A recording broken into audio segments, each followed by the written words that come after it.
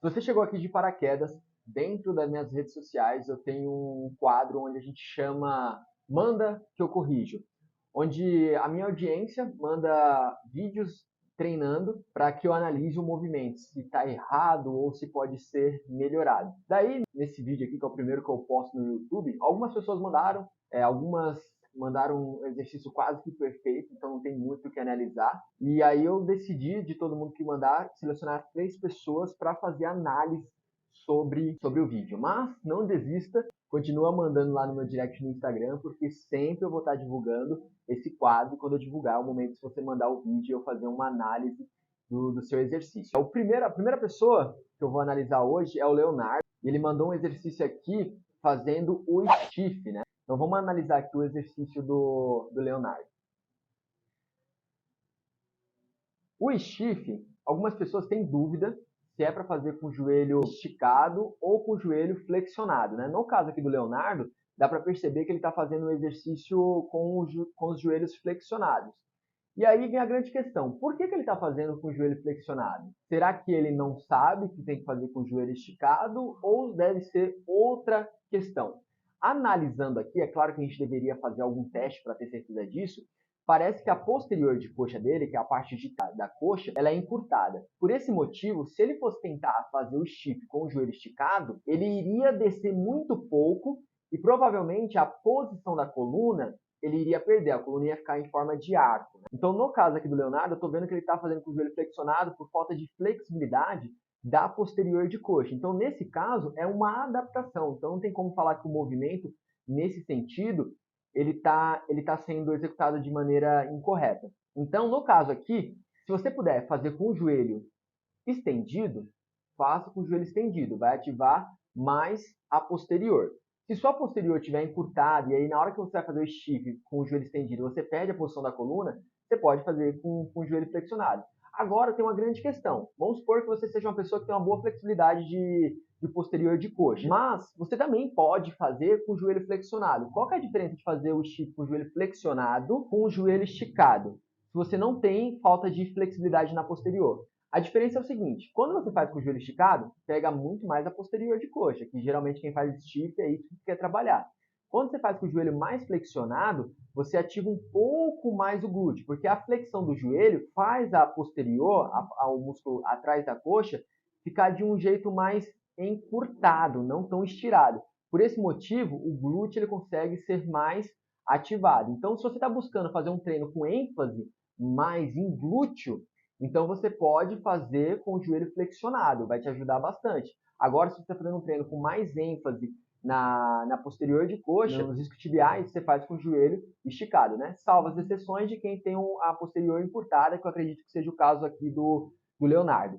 E ele está executando aqui um movimento e os braços dele estão na frente do joelho. Então, na hora que você for fazer a pegada, Leonardo, na barra, pega para fora. Então, tipo, ó, o joelho está aqui, você tem que pegar a mão aqui, ó, para fora do joelho, porque quando você está descendo, o seu braço ele está bem na frente do joelho, e aí isso dificulta um pouco o movimento.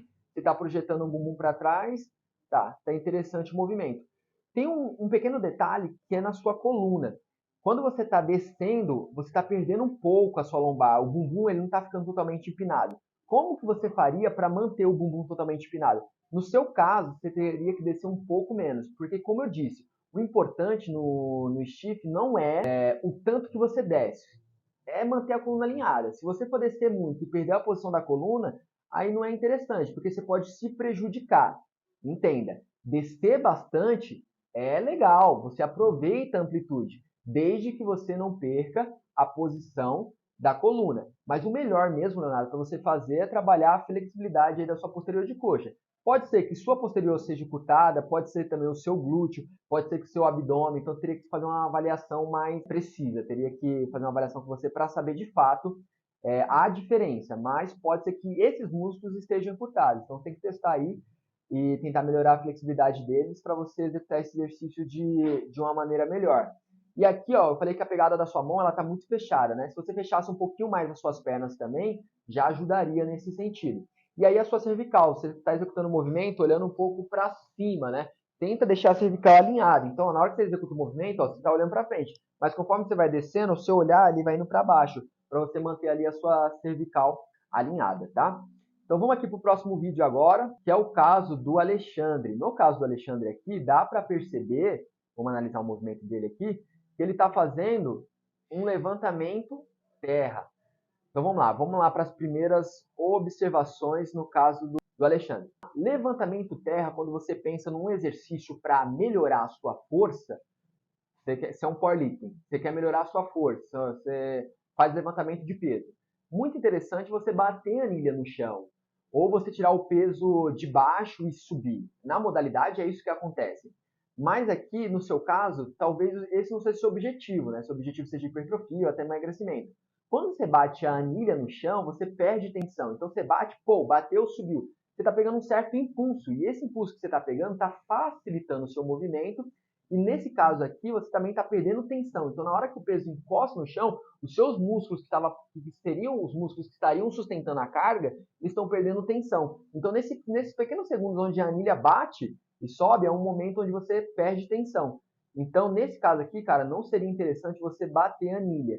Seria interessante você fazer um movimento sem a anilha bater no chão, para que você tenha mais tensão nos seus músculos e consiga evoluir mais por esse motivo. Se torna mais difícil, tá? No final do movimento, eu percebo que você quer estufar o peito e tal. Tenta manter esse estufamento do peito para descer também, porque você chega lá em cima e tá com o peito estufado, mas conforme você vai descendo, você vai perdendo um pouco a postura. Então tenta manter o peito estufado tanto na hora de subir quanto na hora de descer, que aí vai ser excelente o seu movimento.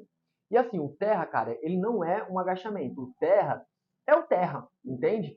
Ele lembra um pouco o agachamento, lembra um pouco o stiff, mas ele tem as suas particularidades. Então, na hora que você estiver executando o terra, você tem que fazer o seguinte. Primeiramente, você vai projetar o quadril para trás, como se fosse fazer um stiff. E na hora que você descer, assim que a barra passar do seu joelho, você começa a movimentar o joelho. Aqui no seu movimento, parece que você já começa, logo no início, movimentar o joelho. E aí a barra bate na coxa, depois bate no joelho, depois encaixa, entendeu? Então, na hora de executar esse movimento, faz o seguinte, ó. Desce, como se você fosse fazer um stiff. Assim que a barra estiver passando o joelho, você pode começar a utilizar o joelho, avançando ele para frente da barra. Sempre tentando colocar o seu corpo à frente da barra, o seu peito à frente da barra, tá? E aí, no final, cara, você também dá uma puxada, dando uma sobrecarregada na lombar. Cuidado com esse movimento. Entenda, segurar o peso aqui, ó, você está meio que descansando o peso na sua coluna. Então, não está trabalhando os músculos que você está buscando. E outra, você pode estar comprimindo os discos ali da sua coluna e você pode ter um problema futuro com isso. Então tira isso daí, chega lá em cima, deixa o seu corpo numa posição neutra e volta. Tenta não dar essa comprimida aí na fase final do movimento. Aí vem aqui o caso da Thaís agora. Nela, assim, são pequenos ajustes que eu vou fazer, que é o pull-down. O movimento está sendo realizado de uma forma até interessante, mas no final dá para perceber que você encaixa um pouco de tríceps. Não sei se na hora que você faz o movimento você sente uma fadiga no tríceps. Então foca somente no movimento das costas e cuidado nessa fase final para você não utilizar o cotovelo para trazer a corda e contrair o tríceps em vez das costas, tá? E na hora de subir, é a fase mais importante, que a gente chama de fase excêntrica. Todos os estudos apontam que a fase excêntrica, que é a fase que você segura a carga, é a fase que mais gera resultado em relação à hipertrofia. Porque o nosso corpo está acostumado a contrair, mas sustentar a carga, não. Então, na hora de voltar, Thaís, tenta segurar bem a carga para você sentir bem a região das suas costas e aproveitar ainda mais o movimento. Tá? E esse é o nosso vídeo sobre Manda que eu corrijo. Essa é a nossa primeira edição aqui no YouTube. Em breve, lá no meu Instagram, eu vou lançar novamente e você pode mandar o seu vídeo com algum exercício que você sente dificuldade para realizar. Porque esse quadro aqui, a importância dele é o seguinte: a gente às vezes vê como executar, mas na prática a gente esquece de alguns pontos, de alguns detalhes que a gente poderia melhorar. Então talvez um detalhe na posição do braço, um detalhe na posição da perna, um detalhe na posição dos pés. E a ideia aqui é trazer tudo isso de forma específica para você. Se você gostou desse quadro, deixa aqui o seu like, comenta, quem sabe no próximo você aparece por aqui.